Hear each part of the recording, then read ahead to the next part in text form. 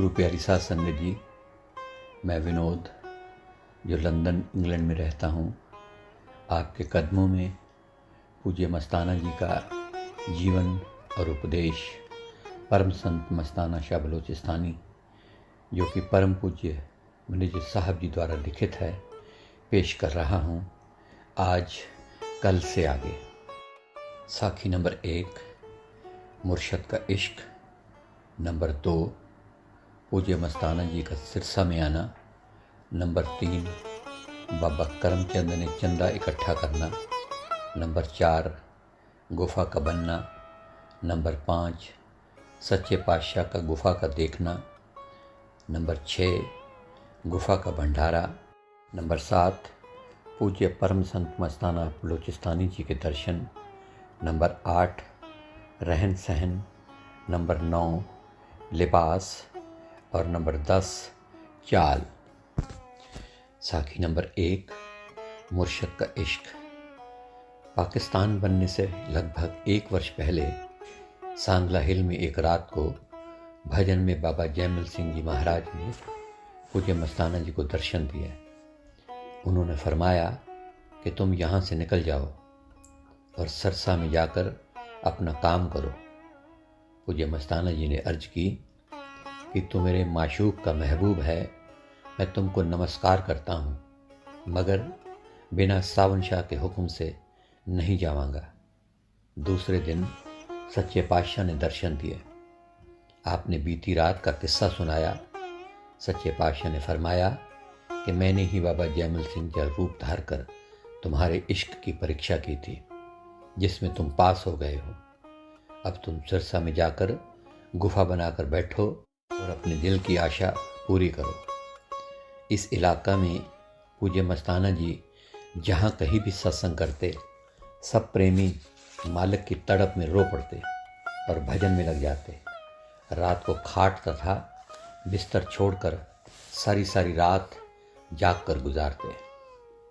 साखी नंबर 2 पूज्य मस्ताना जी का सिरसा में आना। अब जब पूज्य मस्ताना जी सिरसा में आ गए तो आकर राधा स्वामी सत्संग घर में ठहरे। सांगला, गोजरा और मुल्तान आदि के इलाकों में एक प्रकार का अंधेर सा पड़ गया। जिन प्रेमियों को पूज्य मस्ताना जी की सोहबत से भजन सिमरन का शौक पैदा हुआ था, वह शौक और सोहबत के बिना ख़त्म होने लगा। वहाँ से पत्र पर पत्र आने लगे कि सत्संग की रौनक घट गई है, संगत उदास है, जो बूटे आपने लगाए थे वे सूखते जाते हैं, उन्हें आकर पानी दो। परंतु मुर्शिद का हुक्म सिरसा का हो गया था। आपने उन्हें लिखवाया कि जो कुछ किया सतगुरु ने किया, मस्ताना का तो एक बहाना ही था। जो तुम मस्तानी की यह वाह वाह करते हो, वह मस्ताने के साथ दुश्मनी करते हो। इस वाह वाह में ही सारे फ़कीर मारे जाते हैं और अहंकार हो जाता है। साखी नंबर 3 बाबा करमचंद ने चंदा इकट्ठा करना। उन दिनों वे राधा स्वामी सत्संग घर का इंचार्ज बाबा करमचंद जी थे। उन्होंने संगत के साथ मिलकर 300 रुपये के लगभग चंदा इकट्ठा किया ताकि पूज्य मस्ताना जी की सेवा की जाए। जब पूज्य मस्ताना जी को पता चला तो आपने सच्चे पातशाह से बेनती की, जिस पर सच्चे पातशाह ने फरमाया, ऐसा लुकमा न खाना, यानी कि ऐसा भोजन ना खाना। तुम्हारे वास्ते सिकंदरपुर में ज़मीन पड़ी है, तुम जिस चीज़ की ज़रूरत हो मंगवा लेना। फिर फरमाया कि तुम्हें अपने प्रेम का ख़जाना बख्शा है, उस प्रेम गुरु से ही सब काम लो। बाबा करमचंद ये सुनकर चुप हो गया। उसी दिन से वहाँ एक गुफा बनाने की सलाह की। बाबा करमचंद और अन्य प्रेमियों ने भी अपने लिए 7-7 गुफाएं बनाने की सलाह की और जगह तजवीज़ की गई। इसके बारे में सच्चे पातशाह के आगे विनती की गई। सच्चे पातशाह ने फरमाया, मस्ताना केवल अपने लिए ही गुफा बनानी, और कोई नहीं गुफा में बैठ सकता। फिर फरमाया, गुफा बाहर बनाओ, जिस पर पूज्य मस्ताना जी ने अर्ज की कि अभी अंदर ही बनाने की इजाज़त बख्शी जाए। तो सच्चे पातशाह ने इस इजाज़त को मंजूर फरमाया। साखी नंबर 4 गुफा का बनाना। अब सत्संग घर में पहले कच्ची गुफा बनाई गई थी, जिस पर लाला नेकी राम, रौनक राम और चौधरी रेवत राम सेवा करते रहे। फिर वे गिराकर पक्की बनाई गई, जिस पर लाला नेकी राम, रौनक राम, प्रेम सिंह, देसराज, विद्याधर, गोविंद राम, सिंधी और अन्य प्रेमी सेवा करते रहे। इस गुफा के ऊपर लकड़ी की एक छत डाली गई, जो एक छोटी सी कोठड़ी जैसी नजर आने लगी। धरती के ऊपर की दीवारें भी लकड़ी की थीं, जिस पर मीनाकारी का काम करवाया गया। उसके इर्द गिर्द एक हाल बनवाया गया, जिसमें कुछ संगत बैठ सकती थी। उसको सीढ़ियां अंदर से चढ़ाई गई थी, ताकि किसी समय कोठे के ऊपर बैठकर हवा ली जा सके। सीढ़ियों के नीचे एक गुसलखाना बनवाया गया। ये सारा काम सतगुरु के गैबी खजाने से चलता रहा। ऐसी शानदार इमारती गुफा को देखकर बाबा करमचंद सड़बल कर राख हो गया और उसने शिकायतें करनी आरंभ कर दी। होते होते ये शिकायत सच्चे पातशाह के पास भी पहुंच गई कि क्या ऐसी बिल्डिंगें बनानी साधुओं का काम है। फिर सच्चे पातशाह इस गुफा को देखने आए। साखी नंबर 5, सच्चे पातशाह का गुफा को देखना। सच्चे पातशाह अभी कार में ही बैठे थे कि पूज्य मस्ताना जी को आवाज़ दी और पूज्य मस्ताना जी बाहर आ गए। सच्चे पातशाह जी ने फरमाया कि मस्ताना, क्या तेरी गुफा बन गई? पूज्य मस्ताना जी ने अपनी बलूचिस्तानी बोली में उत्तर दिया, पांजी गुफा पान देख, अर्थात अपनी गुफा आप आकर देख। सच्चे पातशाह ने 2-3 बार ये प्रश्न पूज्य मस्ताना जी को किया। उन्होंने यही उत्तर दिया, पांजी गुफा पान देखें, यानी कि अर्थात अपनी गुफा आप आकर देखें। फिर सच्चे पातशाह हंसकर बोले, अच्छा मस्ताना, देखते हैं। फिर सच्चे पातशाह कार में से उतरे और सीधे पूज्य मस्ताना जी की गुफा में गए। सात संगत पूज्य मस्ताना जी के पीछे पीछे गई। सच्चे पातशाह वहाँ खड़े हो गए जहाँ पूज्य मस्ताना जी ने लकड़ी की गुफा धरती में बनाई हुई थी। फिर सच्चे पातशाह ने अपने पवित्र चरण उस गुफा में रखते हुए फरमाया, मस्ताना, ये तो अखुंड भंडार है, कभी नहीं खुटेगी। परंतु एक बात याद रखना कि बलूचिस्तान में तुझे 8 आने ताकत दी थी, पंजाब के लिए 12 आने ताकत दी और बागड़ के लिए बाबा जी के हुक्म से 1.25 रुपये ताकत आपको बख्शी गई है। और फरमाया कि बागड़ देश आपके सुपुर्द है। यह याद रखना कि चंदा फंड किसी से नहीं लेना, अगर किसी से लिया तो सदगुरु यार नहीं बनेगा। फिर सच्चे पातशाह ने अपनी जेब में से कोई चीज़ निकाली जिसे संगत का कोई भी आदमी न देख सका, और फिर पूज्य मस्ताना जी को फरमाया कि ये लो 1.25 रुपया ताकत, मेरी अपनी कमाई है। पूज्य मस्ताना जी ने दोनों हाथों से ये प्रसाद लिया। पूज्य मस्ताना जी और संगत में खुशी की लहरें पैदा हो गईं। साखी गुफा का भंडारा। सच्चे पातशाह फिर ब्यास चले गए और प्रेमियों ने गुफा का भंडारा करने का ख्याल किया। पूज्य मस्ताना जी ने इसके बारे में एक ख़त सच्चे पातशाह को लिखा कि हम कुटिया का भंडारा करना चाहते हैं। तो सच्चे पातशाह ने ख़त के जवाब में लिखा कि आपकी कुटिया कुंवारी है, इसकी शादी करो, अर्थात भजन सिमरन करो, इसी का नाम भंडारा है। 6 महीने तक पूज्य मस्ताना जी गुफा में बंद रहे और भजन किया। आपकी सेवा में गोविंद राम सिंधी और विद्याधर रहा करते थे। टट्टी पेशाब भी उस गुफा के अंदर ही किया करते थे। महात्मा नेकी राम शहर से सामान आदि जिस चीज़ की ज़रूरत होती ले आता था। आमतौर पर आहार सब्जी और खिचड़ी का था। कई दफ़ा और कई दिन कुछ भी न खाते और कई दिन अंदरूनी गुफा के बाहर वाले कमरे में भी न आते। साखी नंबर 7, परम पूज्य मस्ताना शाह बलूचिस्तानी जी के दर्शन। पूज्य मस्ताना शाह बलूचिस्तानी की शान, उनकी शोभा, उनका रूहानी जलाल, उनका तेज और पूरे जमाल और सुंदरता की उपमा कौन कर सकता है। पूज्य परम संत सावन शाह के चोला छोड़ने के बाद कोई दूसरा ऐसा आकर्षक और सुंदर चेहरा देखने में नहीं आया। जिस किसी ने पूज्य परम संत सावन शाह के दर्शन किए हैं, वो पूज्य परम संत मस्ताना शाह बलोचिस्तानी के सुर्खी मॉडल गोरा रंग, सदा हंसती हुई खुशी से भरपूर गुलाब की फूल की तरह खिले मुखड़े, चौड़े माथे, सितारों की तरह चमकती हुई सफ़ेद दाढ़ी और मूछें, चेहरे पर रबी नूर, शेर जैसे चेहरे पर हर समय खेलती हुई मुस्कुराहट देखकर यह कोई नहीं कह सकता था कि आप उनसे कोई अलग हस्ती हैं। मूछें तो हूबहू वैसी की वैसी ही थीं, जिनको आप थोड़ा बहुत इधर उधर से कटवा कर रखते थे ताकि कोई पहचान न सके। पूज्य परम संत सावन शाह की तरह कोई ये ख्याल भी नहीं कर सकता था कि आप कोई मनुष्य या मनुष्य की संतान हैं। आपका कद दरमियाना, शरीर सुडौल तथा कुछ भारी था। आपका तेजस्वी और प्रभावशाली स्वरूप अधिकारी जीवों को अपनी तरफ खींच लेता था। उनको यह चाहता था कि उनको देखते ही जाएं।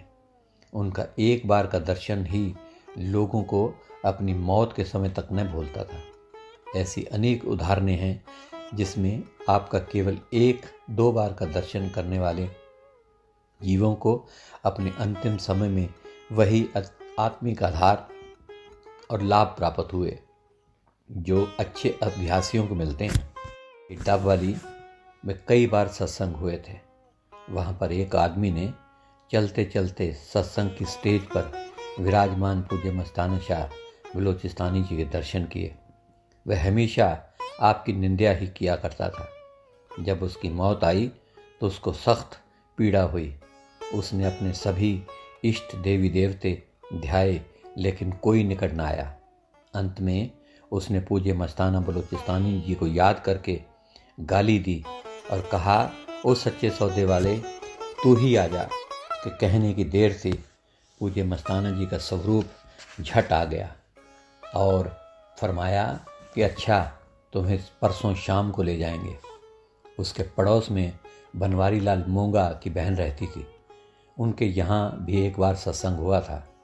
उस आदमी ने मोंगा की बहन को बुलाकर कहा कि तेरा गुरु आया था और कहता था कि तेरे को परसों को ले जाऊंगा। उसी समय से उसको शांति मिलने लगी और पूज्य मस्ताना जी निश्चित समय पर आए और उसको अपने साथ ले गए। आप जब बोलते थे तो बालकों की तरह आपके होठ फड़कते थे, जिनमें से बालकों की सी तोतली आवाज़ के जरिए मेहर की धाराएं सदा बरसती रहती थी, सबके दिलों को मोह लेती थी। उनकी मधुर बोली कृपा, दया और प्रेम से भरपूर थी। जब बात करते थे तो मुख से ऐसा लगता था कि फूल झड़ते हैं। उनकी आंखें चमकीली और रसीली थी, जिनमें से नूरी जोत चमकती हुई नजर आती थी। फरवरी 1957 में डॉक्टर परशोत्तम दत्त गिरधारी भिवानी वाले ने आपकी आंख का ऑपरेशन किया। आंख कर देख कर कहने लगा कि मैंने आज तक ऐसी आंख, चमकीली आंख और नूरानी आंख कभी नहीं देखी। इन आंखों में से अमृत, दया तथा रहमत की धारें हर समय उमड़ उमड़ कर उछलती दिखाई देती थी। जब किसी पर एक बार पड़ गई, वह वहीं पर फिदा हो जाता था और उन्हीं का हो जाता था और उन्हीं का आशिक बनकर रह जाता। आपके चरण कमल छोटे और इतने खूबसूरत थे कि दिल चाहता था कि देखते ही रहें। पूज्य मनीष साहब जी को मस्ताना जी की बाडी की सेवा करने का बहुत अवसर मिला। स्नान कराना, खिलाना, पिलाना, यहाँ तक बीमारी के दिनों में भी टीका तक लगाना, ज़ख्मों पर पट्टी वगैरह करना भी पूज्य मनीष साहब जी के जिम्मे में था। आपके शरीर में से किसी किस्म की सुगंधी वाली महक आती रहती थी। जो आपके पास बैठता था मस्त और मदहोश हो जाता था और वहाँ से उठने को दिल नहीं करता था। साखी रहन सहन, आप किसी भेष से बंधे नहीं थे, कई भेष धार लेते थे।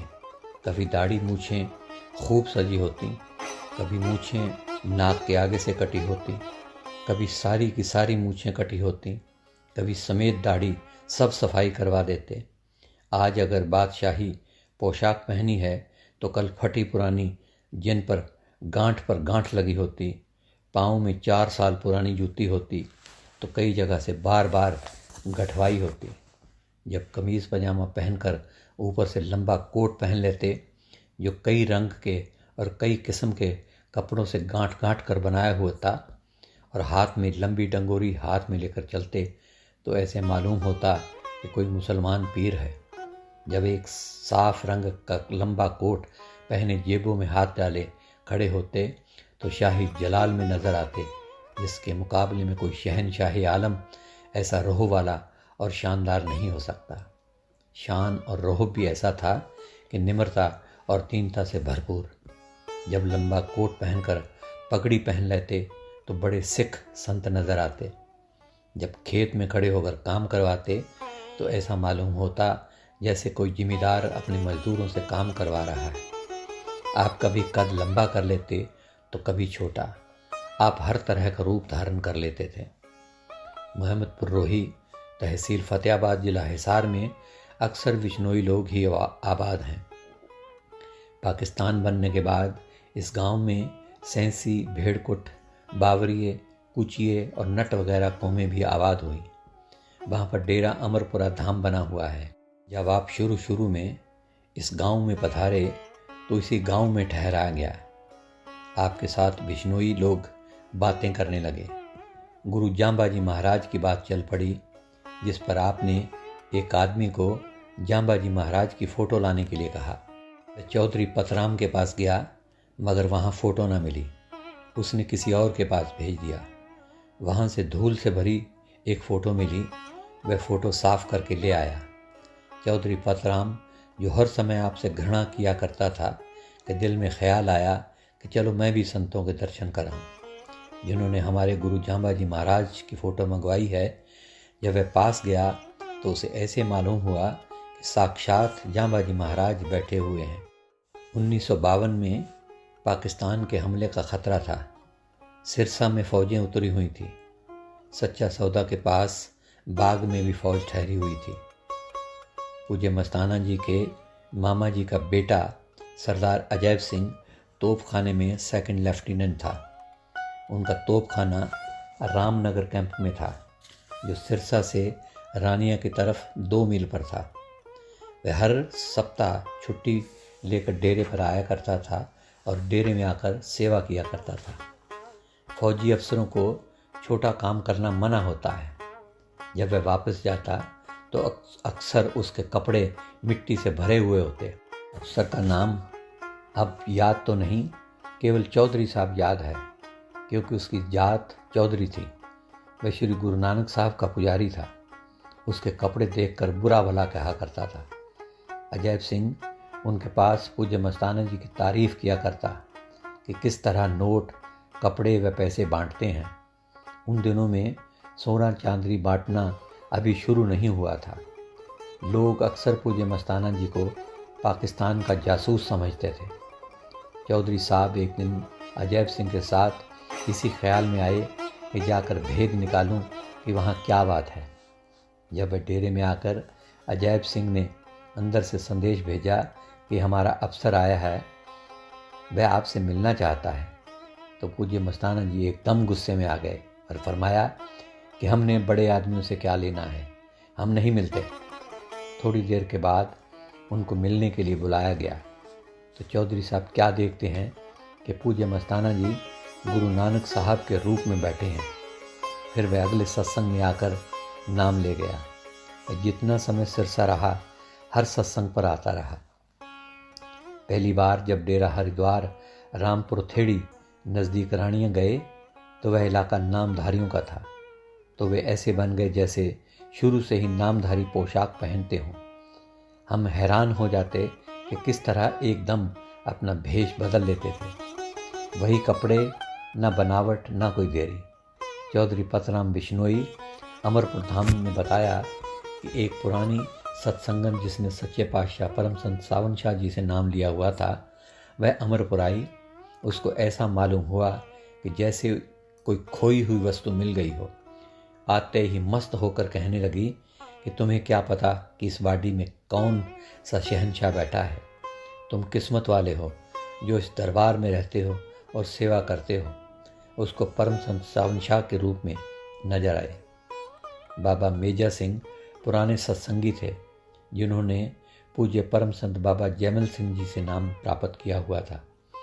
एक बार उन्होंने अंदर सतगुरु से बेनती की कि अगर आप पूज्य मस्ताना जी के चोले में काम करते हैं तो आप मुझे इसकी तसल्ली करवाएं। आप बताया करते थे कि उस समय आपको पूज्य मस्ताना जी के बजाय बाबा जयमल सिंह जी का रूप सामने बैठा नजर आया करता था और कहा करते थे कि आपने बचपन से बाबा जी से नाम लिया था। आपकी उम्र उस वक्त 13 साल की थी। फिर बाबा जी चोला छोड़ गए।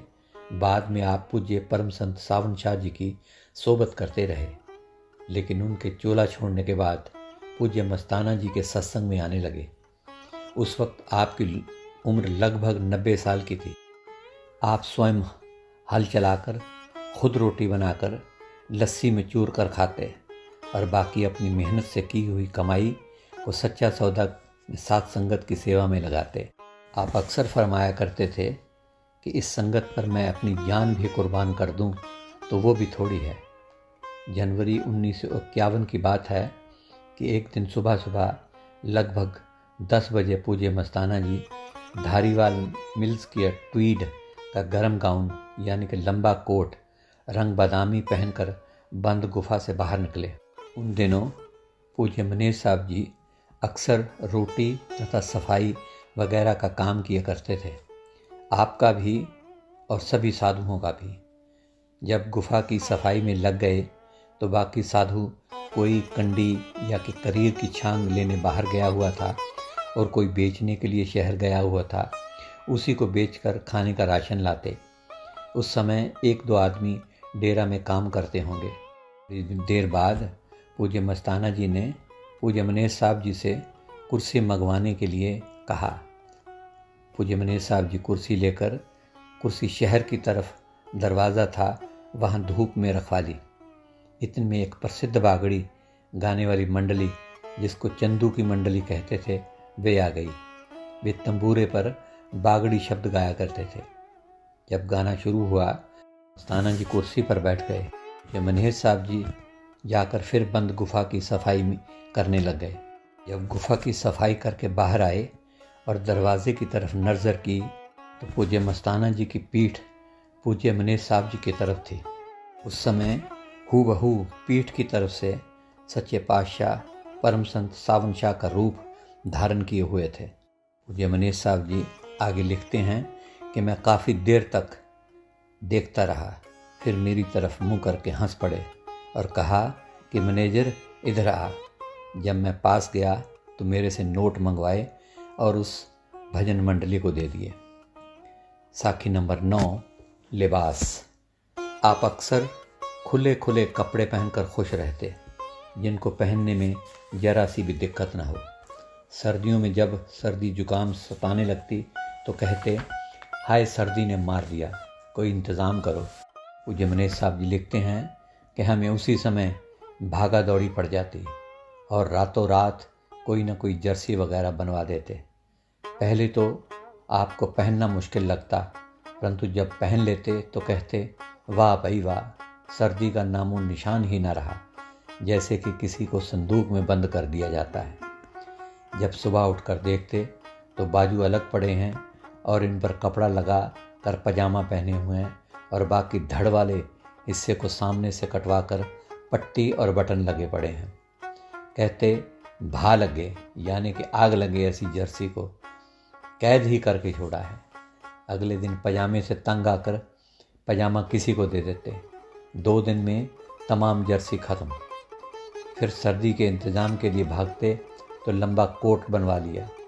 जब बैठने उठने में कठिनाई होती तो उसी समय नीचे से कटवा दिया और ऊपर वाले हिस्से पर पट्टी लगवा ली और नीचे वाले हिस्से की बास्केट बनवा ली, या फिर उसी तरह किसी को पकड़ा दिया।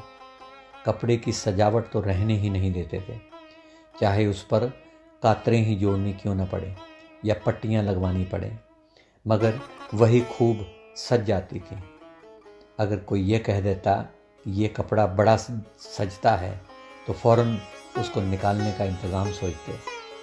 आपको हर किस्म की पोशाक सज जाती थी। आप प्राय सादा कोरे लट्ठे या मलेशी की पोशाक पहनते थे। कुर्ता लंबा और खुला हुआ होता। आमतौर पर धोती पहनते। कच्छा या लंगोट कभी पहना ही न था। कई बार धोती भी उतार देते क्योंकि कुर्ता बहुत लंबा होता था। डेरे में आम लंबे कुर्ते के ऊपर धोती बांधे रखते। सिर पर परना या खद्दर का टुकड़ा या कोरे लट्ठे की पगड़ी बांधते थे। सर्दियों में गर्म कपड़े की बनी टोपी पहन लेते, जैसे पुराने ज़माने में मुसलमान फ़कीरों के पास हुआ करती है। चादर मलेशिया या कोरे लट्ठे की रंगवा कर ओढ़ते। कीमती कपड़ा तो पहनकर खुश ही न थे। अगर कभी शौक से बनवा लेते तो प्रेमियों को खुश करने के लिए 1-2 दिन पहनकर फौरन किसी दूसरे को दे देते। सादे कपड़े का भी यही हाल था कि गांठ पर गांठ लगी होती थी। पहले तो पूज्य मनीष साहब जी हर तरह की मरम्मत करते थे। जब पूज्य मनीष साहब जी देखते कि मलमल की कमीज़ है, फट गई है, तो पूज्य मस्ताना जी फरमाते कि मैनेजर इसको कारी लगा दे, यानी कि गांठ लगा दे। वो शाम को फिर फट जाता, फिर मरम्मत करवाते। दिन में कई बार मरम्मत करवाते या फटे ही पहने फिरते रहते। और इसी तरह मरम्मत करवाते महीना उसी कपड़े में गुजार देते। वे अक्सर फरमाया करते थे कि इश्क दा फ़कीर कर लीड़ कथीड़, यानी मालिक का नाम जपने के लिए और भक्ति को बचाने के लिए फटे पुराने पहनकर गुजारा कर। पूज्य मनीष साहब जी आगे फरमाते हैं कि जब वे नौकरी छोड़कर डेरे में रहने लगे तो साधुओं की तरह धौड़ी की जूती बनवा ली, यानी कि चमड़े की जूती बनवा ली। उन दिनों में 5 रुपए का ऐसा जूता बनता था। लाला खुशीराम वज़ीर ने मेरी जूती गुरगाबी टाइप की बनवा दी, जिस पर 6 रुपए लगे। मैंने ऐसी जूती कभी पहनी न थी। जूती बड़ी सख्त थी। मैंने उसमें सरसों का तेल डाला जिससे वह कुछ नरम हो गई, मगर वह हर रोज़ मिट्टी से भर जाती और मेरे पजामे का पोंचा बहुत ख़राब हो जाता और साथ ही वह गर्मियों के दिनों में गर्म हो जाती थी। मैंने वह जूती 2 साल तक पहनी। उसके बाद पूज्य मस्ताना जी ने अपने लिए गुरगापी बनवाई और मुझे दे दी।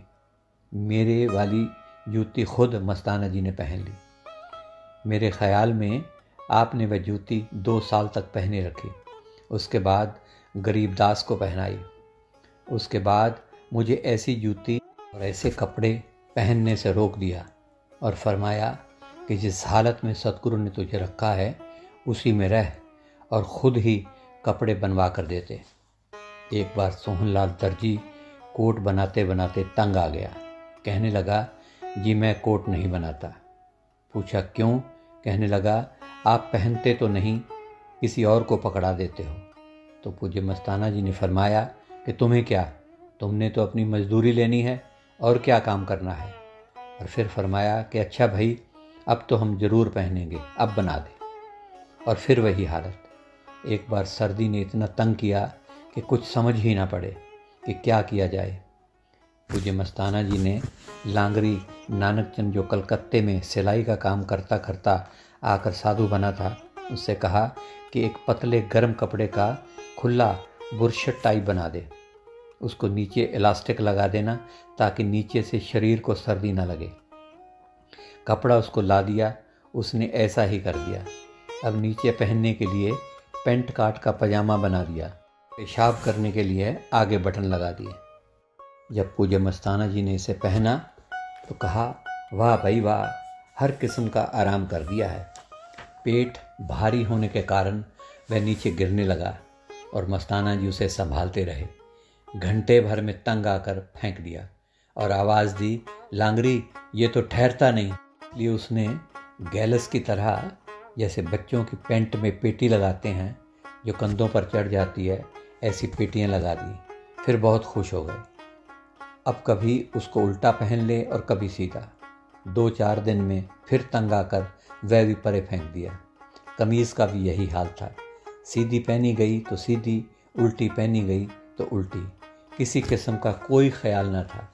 कभी रज़ाई बनवा ली और कहते इसको काट कर कोट बनवा दो। जब बन गया तो कहते इस पर ये कातरें जो रंग बिरंगी कपड़ों की पड़ी हैं लगा दो। जब वह लग गईं तो 2 दिन पहना, फिर वह किसी को दे दिया। सर्दी में कई कोट बदल लेते थे और सर्दी के बाद तो कपड़े अगले साल के लिए रखते ही न थे कि क्या पता है इस जिंदगी का। कई बार कंबल खरीद करना, फिर उसका कोट बनवा लिया, फिर उसको कटवा कर छोटा करवा लेना और फिर किसी को दे देना।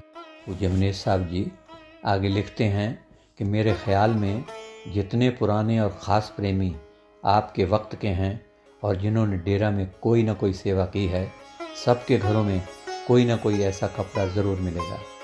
आप प्राय कबीर साहब जी का वचन फरमाया करते थे कि बालक रूपी साइयाँ खेले इस घट सब घट माही, जो चाहे सो करत है भय काहू का नाही। वास्तव में आप बालकों की तरह खेल करते रहते थे। साखी नंबर 10, चाल। आप धीरे धीरे चलते, लेकिन फिर भी संगत को इतना भागना पड़ता और साथ मिल न सकते। जब कहीं नई जगह डेरे में बाहर जाते तो हाथ में लंबी डंगोरी यानी कि सोटी लेकर आश्चर्य का रूप बना लेते और एक अजीब मस्ती में मधुर और बांकी चाल चलते। चेहरे पर नूर चढ़ा लेते। सब संगत में ऐसे लगते जैसे अंधेरी रात में सितारों में चांद। मुख सुहाना, रंग सेब जैसा, सुर्खी मायल, आंखों में रब्बी जोत भर लेते। रोम रोम में आत्मिक चेतनता की उज्ज्वल धारें जो कि समुद्र की लहरों की तरह उछलती और प्रेम के छींटे फेंकती जाती। चारों तरफ का वातावरण आत्मिक प्रेम से भरपूर हो जाता। जहाँ भी जाते लोगों की दृष्टि अनायास आपकी तरफ खिंच जाती। सूरत ही कुछ ऐसी मनमोहनी थी कि इंसान तो क्या, पशु पक्षियों के दिलों को भी खींच लेती थी। आपके दर्शनों से संसारिक ताप में जलते हुए हृदयों को ठंडक प्राप्त होती थी। कोई कितना ही दुखी जीव होता, आपके दर्शन पाकर शांत हो जाता और दिल का दुख भूल जाता। सो गुरु प्यारी साध संगत जी, आज के लिए इतना ही। कल फिर पूज्य मस्ताना जी की नई और पुरानी साखियाँ आपके कदमों में पेश की जाएंगी। आज मुझ नाचीज़ को इजाज़त दीजिए और तहे दिल से प्यार भरी धन धन सतगुरु तेरा ही आसरा, हाजिर नाजिर जिंदा राम तेरा ही आसरा कबूल फरमाएं।